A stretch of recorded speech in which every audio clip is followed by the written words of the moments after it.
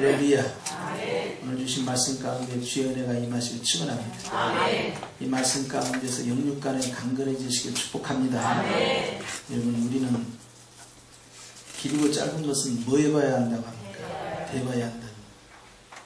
그러니까 처음도 좋아야 되지만 어디가 좋아야 됩니까? 끝이 좋아야 됩니다. 그래서 젊었을 때 고생을 많이 했어도 나중에 노년이 됐을 때 거기에서 인생의 성공과 실패가 결정되지 않겠습니까? 그렇기 때문에 처음도 좋으면 좋겠지만 처음이 나쁘더라도 나중은 확실히 좋아야 됩니다. 오늘 주님께서 우리에게 주신 말씀 가운데에서 바로 이 축복의 비밀이 들어있는 줄 압니다. 오늘 주님은요, 우리가 미래에 대해서 염려하고 걱정하고 근심하고 하는 그러한 모습을 다 아셔요. 사실 우리 미래가 어떤 일이 있을지, 어떤 일이 나에게 다가올지 우리가 다 알지 못하기 때문에 모르는 것에 대한 두려움이 있습니다. 그렇기 때문에 늘 내가 내년을 생각하고 10년을 생각하고 20년을 생각하고 그러면은 이런 것도 걱정 저런 것도 걱정, 그게 사실이에요. 그랬을 때 이제 질문을 하는 것입니다. 그게 뭐냐면 한번 따라서 해주십시오. 나의 미래는 안녕하십니까? 여러분 어떻습니까? 여러분의 미래는 안녕하십니까? 미래가 안녕하다는 것은 염려나 걱정이나 근심이나 두려움이 있느냐 없느냐 하는 거예요. 사실 우리가 생각하는 것 가운데 많은 스트레스는요, 다 미래로부터 옵니다. 대부분의 염려, 걱정은 앞으로 있을 일들에 대한 실망감, 또 그에 대한 두려움, 불안, 걱정들이 많아요. 그런데 오늘 주님께서요, 그 미래에 대해서 너희의 미래가 안녕하십니까? 라고 할 때 아멘이라고 대답할 수 있는 말씀을 오늘 우리에게 주신 것입니다. 그래서 오늘 보니까 주님께서 이 땅에 오신 것은, 또 하나님 아버지께서 예수님을 보내신 것은 이유가 있다는 거예요. 그것은 예수님의 뜻과 목적대로가 아니라 하나님의 뜻과 목적대로 행하기 위해서 오셨다라고 말씀합니다. 그러면 하나님의 뜻이 무엇일까? 그 뜻을 알아야만이 예수님께서 하고자 하시는 일을 이해할 수 있지 않습니까? 하나님의 뜻을 보니까 39절에 이렇게 되어 있죠. 나를 보내신 이의 뜻은, 함께 읽습니다. 내게 주신 자 중에 내가 하나도 잃어버리지 아니하고 그랬어요. 할렐루야. 하나님의 뜻은, 그리고 예수님께서 하고자 하시는 것은, 하나님 아버지가 예수님께 맡긴 사람은 한 사람도 잃어버리지 않겠다, 놓치지 않겠다, 빼앗기지 않겠다 하는 것입니다. 여러분, 어떤 사람들은 내가 지금은 예수님 믿고 있지만 나중에 가서 내가 믿음이 약해져서 주님 앞에 충성하지 못하고 열심을 내지 못하고 그러면 혹시 지옥 가는 거 아닐까? 내가 지금은 예수님 믿고 구원의 확신이 있는 것 같지만 나중에 가서 여러 환경 가운데에서 주님 어디 계십니까? 혹시라도 실수해서 내가 지옥으로 가면 어떻게 할까? 어떤 사람은 심지어는 구원받은 사람도 지옥 갈 수 있다라고 주장하는 이상한 사람들도 있어요. 이런 상황 속에서 과연 내 미래는 안녕하시냐 하는 거예요. 주님은 내가 하나도 잃어버리지 않겠다. 시작. 하나도 잃어버리지 않겠다. 할렐루야. 내가 주님을 붙잡고 있는 것이 아니라 주님이 나를 붙잡고 있는 것입니다. 그렇기 때문에 로마서 8장 말씀에도 의롭다 하시는 이는 하나님이시니 누가 정죄할 수 있겠냐는 거예요. 정죄할 수 없다는 것입니다. 하나님께서는요, 그 사랑이 얼마나 크신지요, 그 사랑에서 끊을 수가 없는데요, 기쁨이든 높음이든 또는 적신이든 기근이든 칼이나 위협이든 또 악한 어떤 것이나 미래에 관한 것이라 할지라도, 즉 장래의 문제도, 그 미래의 두려움도 하나님의 사랑에서 나를 갈라낼 수가, 끊어낼 수가 없다. 그 여러분, 미래에 대해서 염려, 걱정, 근심, 낙심해서는 안 된다는 거예요. 왜냐하면 주님이 나를 붙들고 계시기 때문에 그러는 거예요. 우리가 열심히 믿기 때문에 천국 가는 게 아닙니다. 내 열심으로 천국 가는 게 아니에요. 예수님의 피의 공로로 천국 가는 것입니다. 나는 아무리 열심을 내고 내가 아무리 경건하게 살려고 해도 하나님의 기준에 도달할 수 없는데 예수님께서 나에게 피를 뿌려주시기 때문에 그 피를 보고 죽음이 넘어가는 거예요. 그게 유월절입니다. 그렇기 때문에 임방과 문설주에 어린 양의 피가 뿌려져 있으면 죽음의 천사가 지나가는 거예요. 유월을 해버립니다. 마찬가지로 예수님의 피가 있기 때문에 우리는 사망 권세가 우리를 제압하지 못하고 넘어가는 것입니다. 그렇기 때문에 예수님의 핏부림을 받은 우리는 이미 주 안에서 자유한 자요 또한 주님의 자녀로 입맞은 자다 하는 거예요. 그렇기 때문에 주님께서는 요한복음 19장 30절 말씀에 내가 다 이루었도다. 그 말씀은 내가 다 계산했다. 내가 값을 다 지불했다. 잘못했으면 벌을 받지요. 대가를 지불해야 됩니다. 그런데 주님께서는 십자가의 보배 피로 다 해결했다는 거예요. 그렇기 때문에 테텔로스타이 내가 다 이루었다. 값을 다 계산했다. 그렇기 때문에 우리는 빚진 것이 없는 겁니다.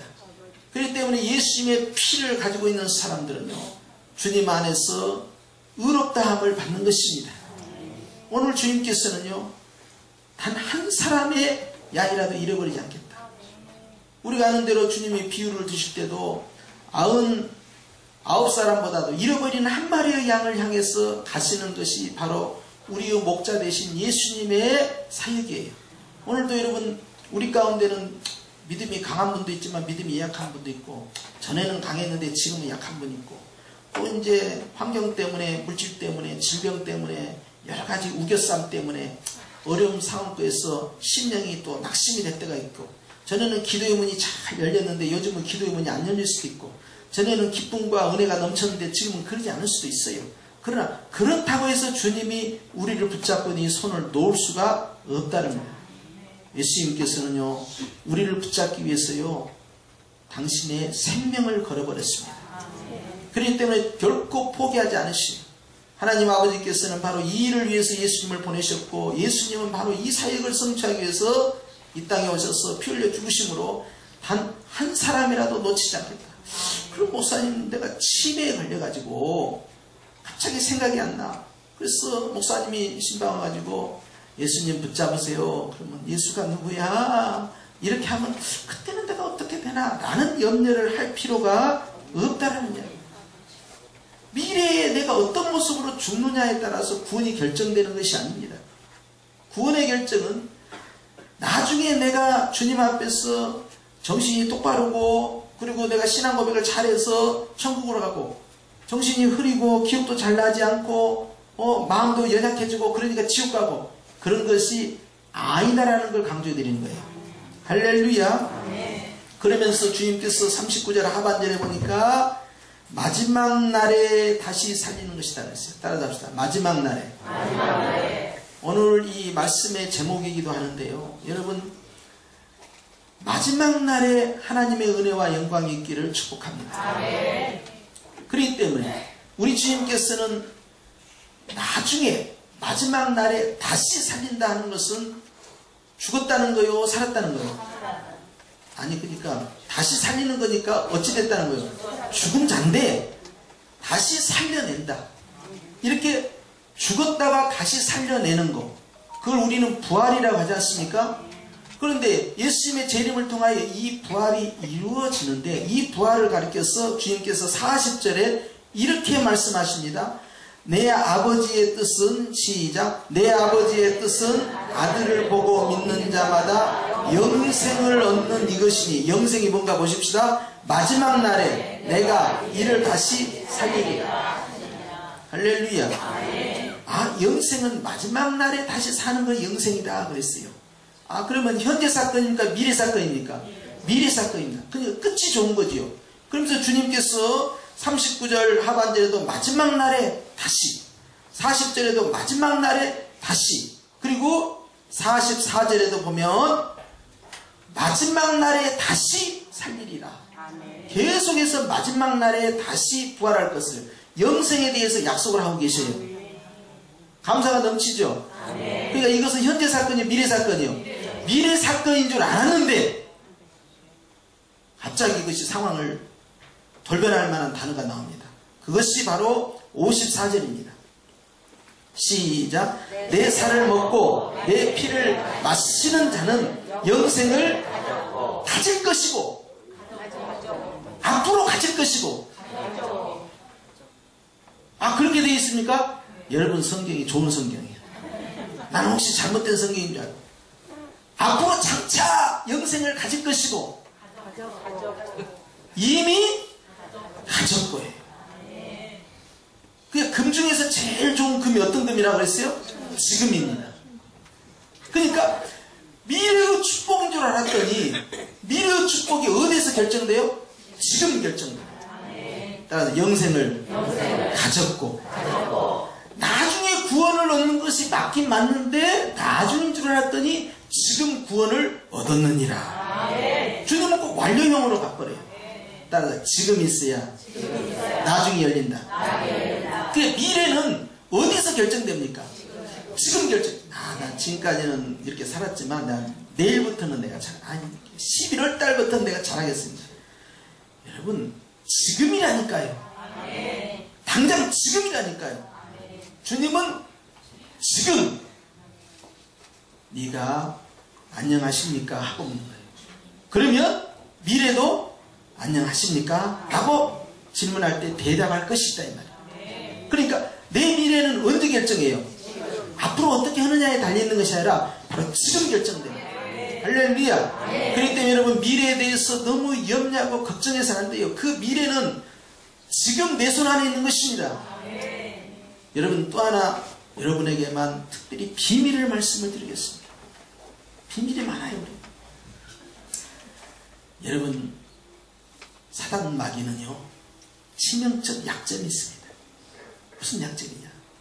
사단 마귀는 하나님이 창조한 피조물로서요 시간 여행이 안 돼요. 장소 여행이 안 됩니다. 무슨 말씀이냐? 사단이 갑자기 과거에 있고 현재에 있고 미래에 있고 동시적으로 역사할 수가 없고 미래의 시간 여행을 할 수가 없다는 이야기고, 또 사당동에 있다가 갑자기 그냥 미국에 있고 아프리카에 있고 그냥 북극에 있고 남극에 있고 같은 동일한 마귀가 동시적으로 나타날 수가 없다는 이야기예요. 그럼 누구만이 할 수 있느냐? 바로 성령 하나님만이 할 수 있습니다. 아니 계신 곳이 없도록 동시적으로 역사할 수 있고요, 과거로부터 현재로부터 미래까지 동시적으로 역사합니다. 할렐루야. 예수님의 보혈은요 얼마나 동시적인지요, 과거 우리 조상 때부터 지었던 죄와 내가 현재 생활하면서 짓고 있는 이 자범죄와 앞으로 장차 지을 미래의 죄까지 한 번의 제사를 통하여 한 번 믿는다는 이유 하나로 한 번으로 끝장을 봤어요. 이것이 단번 제사입니다. 다시는 다른 피 흘림의 제사가 필요가 없는 거예요. 믿는 순간부터 이 프로그램이 작동이 되는 거예요. 이것을 통하여서 우리는 죄인임에도 불구하고 예수의 피가 흐르기 때문에 의이다 하는 칭함을 받는 것입니다. 그렇기 때문에 믿는 자는 이미 영생을 가지고 있다는 거예요. 지금 영생이 있는 자가 나중에 영생의 복을 내 것으로 맞이하게 되는 것입니다. 지금 구원의 확신이 있는 자가 나중에 가서 그 구원의 복을 누리게 되는 겁니다. 그러니까 금 중에 금은 지금이라는 거예요. 여러분, 하나님께서 이미 사랑하셨어요. 테텔로스타이라는 것은 값을 다 지불했다는 것은, 계산이 끝났다는 것은 완료형입니다. 믿는 자는 믿는 순간부터 하나님의 은혜가 시작되는 것입니다. 그렇기 때문에 오늘 주님께서 우리에게 강조하신 것은, 마지막 날에 다시 살린다 하는 것은 미래에 대해서 여전히 절망이 아니라 희망이 있다는 거예요. 어떤 사람들은 자신의 미래에 대해서 피곤합니다. 내일 또 오늘과 같을 것이다. 이 절망 때문에 사람들이 자살해 죽는 거예요. 이 절망 때문에 못 살겠다 하고 지금까지 해왔던 일을 다 내려놔버리고 깨버리는 겁니다.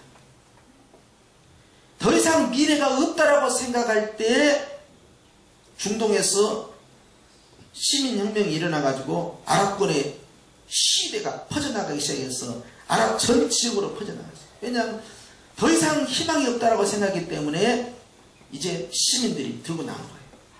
미래가 없으면 거기서 접어버린 거예요. 그런데 우리 주님은요, 우리의 미래는 절대 희망이다. 왜냐하면 여러분, 예수님께서는 동시적으로 시간 여행이 되는데 내 안에 계신 예수님이 지금 어디 계십니까? 미래에 계십니다. 미래의 마지막 날 끝자락에 계시는 그 예수님이 지금 어디 계십니까? 지금 나와 함께하고 계십니다. 동시에 계신 주님, 미래는 누구의 지배의 영역입니까? 바로 예수님의 지배의 영역입니다. 마귀는 미래에 가서 잠복할 수가 없어요. 우리 예수님께서 이미 미래를 장악을 하셨고, 시간을 창조하신 주님께서 미래라는 시간을 우리에게 선물로 가져오는데, 궁극적 이 몸의 소망 무행가 딱 하나입니다. 그게 뭡니까? 전 세계 교회의 소망. 그 다음에 초대교회로부터 시작하여 지금까지 수천 년 동안의 유일한 한 소망, 바로 예수 그리스도의 나타나심, 바로 주님의 파루시아에 주님께서 오심을 소망하는, 오 주님 어서 오시옵소서라고 하는 것은 바로 설레임과 기대감이에요. 미래에 대해서 낙관입니다. 그렇기 때문에 성경적 미래관은요, 철저히 낙관론이에요. 여러분이 요한계시록을 읽어보시면서 두려워해서는 아니 됩니다. 이상한 사람들이 시한부 종말난 자들이 언제가 멸망이고 언제 휴가받고 어떻게 된다라고 했을 때 여러분들은 첫째는 두려워하지 말 것이요. 왜냐하면 그것은 행복한 복음으로 다가와야 돼요. 요한계시록은 철저히 복음입니다. 요한계시록은 환난당하고 있고 고난당하고 있는 교회를 향하여서 주님이 주시는 위로의 편지요, 사랑의 편지요, 소망의 편지, 약속의 편지인 겁니다. 계시록 속에는 하나님의 그 놀라운 사랑이 다 흘러들어가 있고요. 이 계시록을 읽을 때마다 기쁨이 넘치기 때문에 계시록 19장 7절에도 주님께서 우리를 향하여 기뻐하고 즐거워하며 주의 재림을 맞이하라는 거예요. 그렇기 때문에 우리가 마지막을 생각할 때, 우리 인생의 끝자락을 생각할 때 우리에게는 어떤 단어가 나와야 되냐? 그것은 따라합시다. 기쁨. 기쁨이라는 단어가 내 인생의 마지막에 놓여 있어야 되고, 또한 기쁨이라는 단어가 예수님이 재림하시는 그 순간에 나타내야 할 마지막 우리의 사역이요 사명이라는 사실. 그런데 그것을 주님께서는 지금 항상 기뻐하라 라고 하면서 이것이 하나님의 뜻이다, 그리스도 예수 안에서 라고 강조하시며, 오늘 주님께서도 아버지께서 나를 보내신 뜻은 바로 내가 하나도 잃어버리지 않냐고, 마지막에 다 살리는 영생 복락의 축복이다. 이것을 지금 너희가 지금 이미 가지고 있다. 할렐루야. 그러니 여러분, 우리의 미래에 대해서 늘 감사해야 됩니다. 내일은 무슨 일이 있을까 조마조마할 이유가 없어요. 미래는 누구 것이요? 우리 주님의 것이요. 미래는 마귀가 거기다 함정을 파고 덫을 파고 우리를 어떻게 하면 넘어뜨릴까? 그렇게 우리가 미래를 알지 못하나 여러분, 미래는 우리 주님의 영역이 되는 것입니다. 그렇기 때문에 주님께서 도마에게 말씀하셨습니다. 네가 보는 거로 믿느냐? 그러나 보지 않고 믿는 자가 더 복되다 했으니, 우리가 믿음으로 행할 때 눈으로 보는 것으로 행하지 아니한다고 했어요.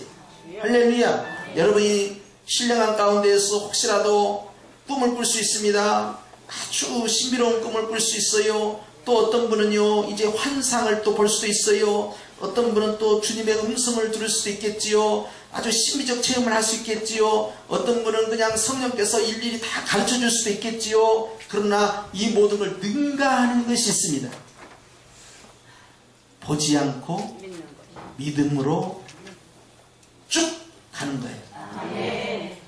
염려 없이, 걱정 없이, 낙심 없이, 불안 없이, 나보다 나를 더 사랑하시는 주님, 나보다 내 자식을 더 사랑하시는 주님, 나보다 내 미래를 더 아끼시는 주님 믿습니다 하고 쭉 가는 거예요. 우리 주님은 그 믿음을 더 좋아하십니다. 칭찬하십니다. 그렇기 때문에 미래의 비밀을 일일이 모른다고 해서 뭐 어떻습니까?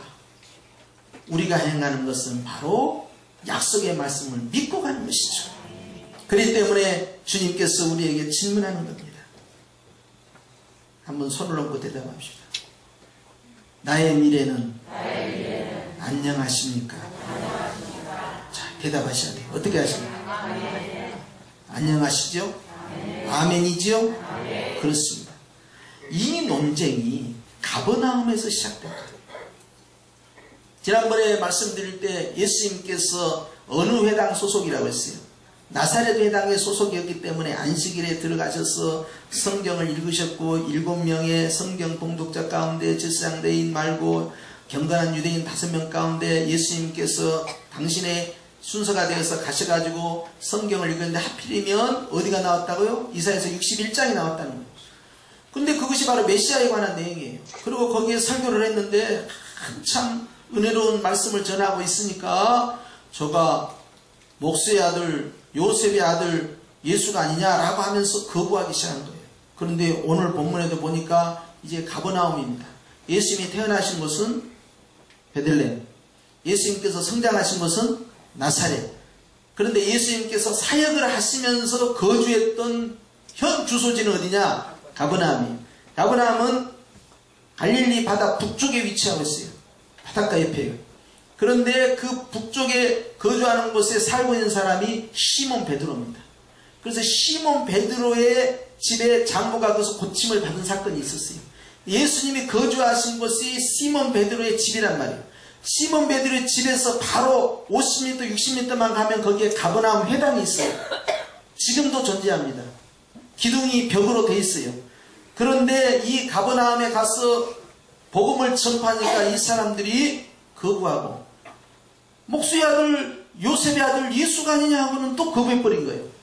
이게 선지자는 고향에서 높다 일컬음을 받을 수 없는 거예요. 배척을 당하는 겁니다. 주님께서 나중에 이 가버나움에 대해서 크게 책망합니다.